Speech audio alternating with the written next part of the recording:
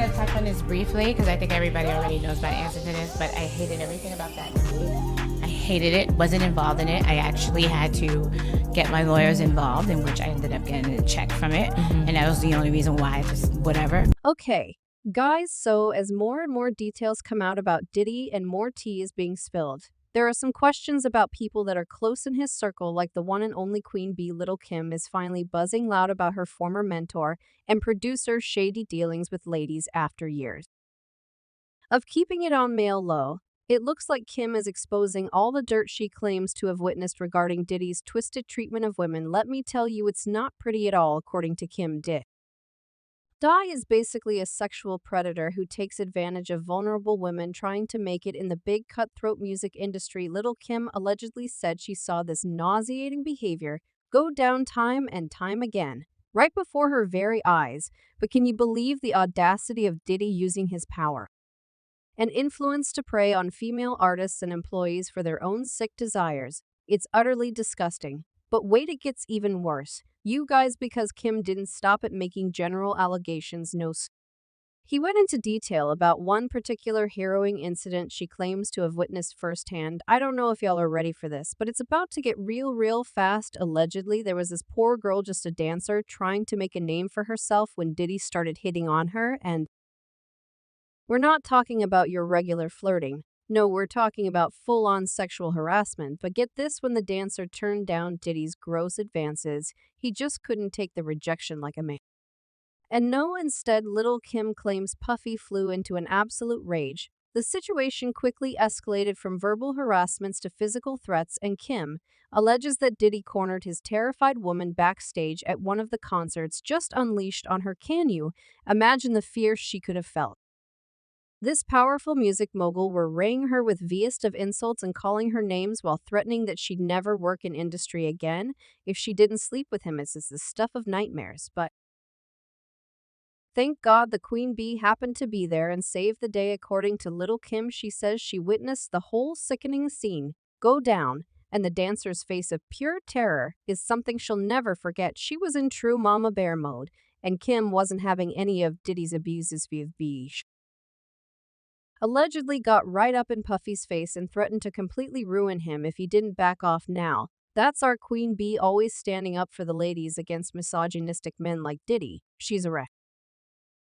All one for putting her own career on the line to rescue that poor woman from her predator clutches. Now, despite Diddy's denials, the floodgates open with more accusations pouring in. It's like everyone has a story about unpleasant encounters with bad boys. Bigwig Diddy recently, Miss Jones jumped in and revealed on the Pink Champs how Diddy threatened to put her in a trunk, and it was caught on tape during a radio interview break. The mix kept rolling as Diddy vented about wanting to harm Miss Jones. Thankfully, Lil Kim stepped in like a hero, telling Diddy to back off and leave her alone. She said, "Leave Jonesy alone, Jonesy. Don't hurt nobody, stop." And a cat, it's something that is built in somebody. And Diddy, I don't want you blowing up my house or my car or anything like Good that. night! I don't. Because I don't. I cannot. He already threatened to put me in the trunk of a car. And Little Kim said, leave Jonesy alone. Jonesy don't hurt nobody. Stop, yep. You saved me. You're my hero. According to Little Kim, this kind of vile misogynistic behavior from Diddy was the norm. She alleged that just basically his standard operating procedure was to treat women like objects that he could own and exploit. Allegedly, Kim claims Puffy has a sick superiority complex when he thinks he's entitled to every female around him, whether they want him or not. It's really the most twisted, arrogant mindset ever. But get this, Diddy's whole crew of bodyguards and entourage allegedly enabled and covered up his disgusting treatment of women for years, all just to protect his pristine image and immense rap empire. Honestly, all it's shocking letting their boss sexually harass and intimidate women left and right, just sweeping it all under the rug like it never happened just so they could keep their paycheck. I don't know where the accountability is, but I guess according to Kim, she pulled Diddy aside more times than she can count, begging him to get his act together before this unchecked misogyny ruin. Everything he built, but the dude's arrogant head was so far up his own, but no voice of reason could penetrate. It's clear Diddy had complete disregard and disrespect for any woman who posed a threat to his own power and success because on top of the appalling treatment of the female employees and artist Lil' Kim claims, Diddy tried to sabotage her career too. Out of pure jealousy, that's right, Lil' Kim started getting bigger and bigger beginning big control house always of lead to block her from lucrative opportunities and major collabs that would propel her to even greater heights than him. It was like he just couldn't stand the idea of a woman becoming too powerful and successful without riding his coils. He wanted to be the supreme unchallenged king of bad boy records as always. Now, one of the most jaw-dropping examples Kim gave of Diddy's sabotage was the time she claimed she had the chance to be featured on a Michael Jackson album. Can you imagine that MJ and Lil K, I'm the freaking king of pop himself, allegedly won Lil' Kim on one of his tracks? And that's the kind of career-making opportunity most rappers could only dream of. But not if you're in Diddy's shadow. Rodney Jerkins, he was working on Michael Jackson's album, and he was like, yo, I was playing Queen Bitch for Michael Jackson. And he was like, man, I love how she raps behind the beat and it's so sexy. I was like, he said that? What? He was like, yeah. So I'm telling you that to say, we're trying to get you on the album. Stop. I was like, what? I think I might, my leg is still trying to recover because I fell out the seat. Oh my God. Yeah. He was my manager at the time. Okay. And when we brought it to Puffy, Puffy was like, Puffy can be a little bit controlling because I was like his little sister.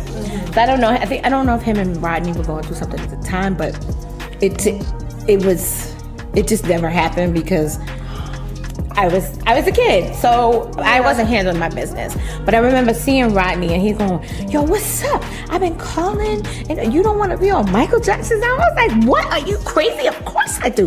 But I didn't know what was going on behind the scenes. So that was a missed opportunity, not due to anything I did, but like, it just, it was out of my control.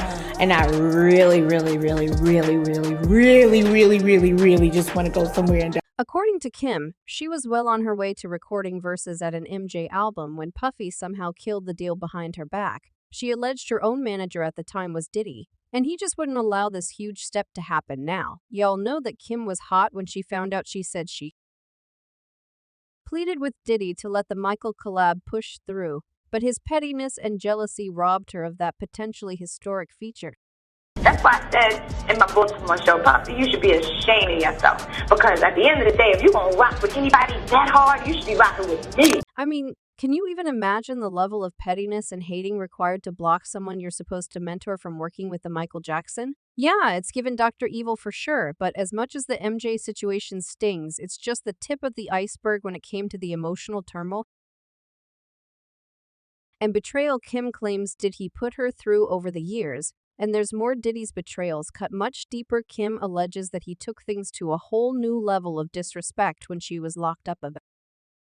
According to the Brooklyn rapper, Diddy started working closely with none other than her own former rival Nicki Minaj. That's why I said in my Baltimore show, Poppy, you should be ashamed of yourself because at the end of the day, if you're going to rock with anybody that hard, you should be rocking with Diddy. Yeah, given Snake. But it was like Diddy was grooming Nicki to be Kim's replacement from the jump, using her as a weapon to try and diminish everything the original Queen Bee had built before her fall.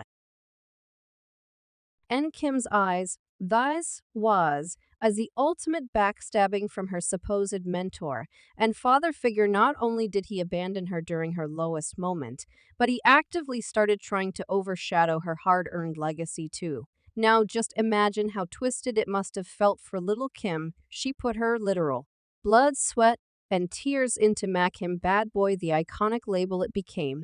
But when she needed Diddy the most, he kicked her to the curb for the next young dangling thing and wandering his eye. And Kim claimed she put her heart and soul into making Bad Boy a name that could be put on the map, only for Diddy to repay all that loyalty and hard work by shamelessly replacing her with Nicki. It's like a father replacing his firstborn child with the new baby just cold. And you could never make another. Big Cam, that's not going to happen. It's never going to happen. It like, what, you kidding me? Well, Diddy continued to dig himself into a deeper hole. And he went and talked into an interview that only made his situation 100 times worse. Diddy was asked straight up to address Lil Kim's outrage over him, joining forces with her former nemesis and Mina J. And you think because the tension was there he chose his words carefully and tried to make some peace right well. You're dead wrong instead of taking accountability. Diddy doubled down with disrespect, and he was basically throwing gasoline on the fire between him and Kim.